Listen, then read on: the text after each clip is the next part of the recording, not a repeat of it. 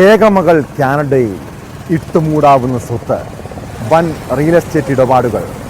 പെരുമ്പാവൂർ സ്വദേശിനി ജെയ്സി എബ്രഹാം എന്ന വീട്ടമ്മ കളമശ്ശേരിയിലെ അപ്പാർട്ട്മെൻറ്റിൽ തനിച്ചായിരുന്നു താമസം. കഴിഞ്ഞ ദിവസം മകൾ കാനഡയിൽ നിന്ന് വിളിച്ചപ്പോൾ അമ്മ ഫോൺ എടുക്കുന്നില്ല. പിന്നാലെ ബന്ധുക്കളെയും നാട്ടുകാരെയും വിവരമറിയിച്ചു. പോലീസ് എത്തി വീട് പരിശോധിച്ചപ്പോഴാണ് ചോരയിൽ കുളിച്ച നിലയിൽ ജെയ്സിയുടെ മൃതദേഹം കണ്ടെത്തിയത്.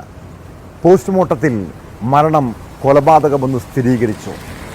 ജെയ്സിയുടെ 2 ഫോണുകളും ആഭരണങ്ങളും നഷ്ടപ്പെട്ട നിലയിലാണ്.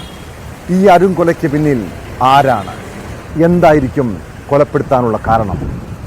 റിയൽ എസ്റ്റേറ്റ് മാഫിയയെ കേന്ദ്രീകരിച്ചാണ് പോലീസിന്റെ അന്വേഷണം.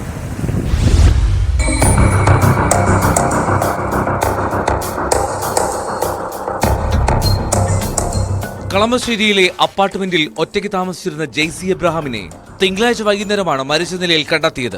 കാനഡയിൽ ജോലിയുള്ള ഏകമകൾ അമ്മയെ ഫോണിൽ വിളിച്ച് കിട്ടാതായപ്പോൾ പോലീസിനെ അറിയിക്കുകയായിരുന്നു.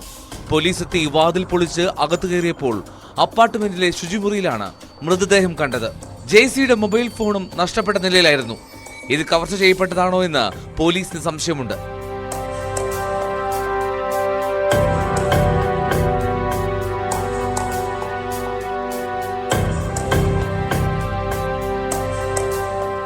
തലയിൽ ആഴത്തിലുള്ള മുറിവ് കണ്ടതോടെ പോലീസിന് കൊലപാതകമാണോ എന്ന് തുടക്കത്തിൽ തന്നെ സംശയം തോന്നി.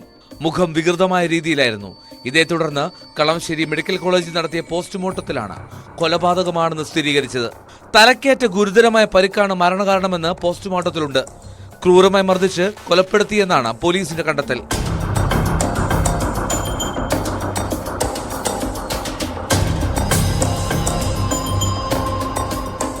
റിയൽ എസ്റ്റേറ്റ് വ്യാപാരത്തിൽ സജീവമായിരുന്നു കൊല്ലപ്പെട്ട ജെയ്സി എബ്രഹാം.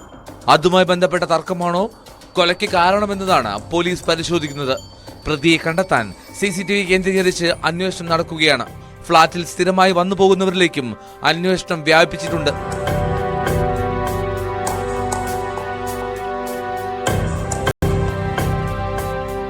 ന്യൂസ് 18 കൊച്ചി.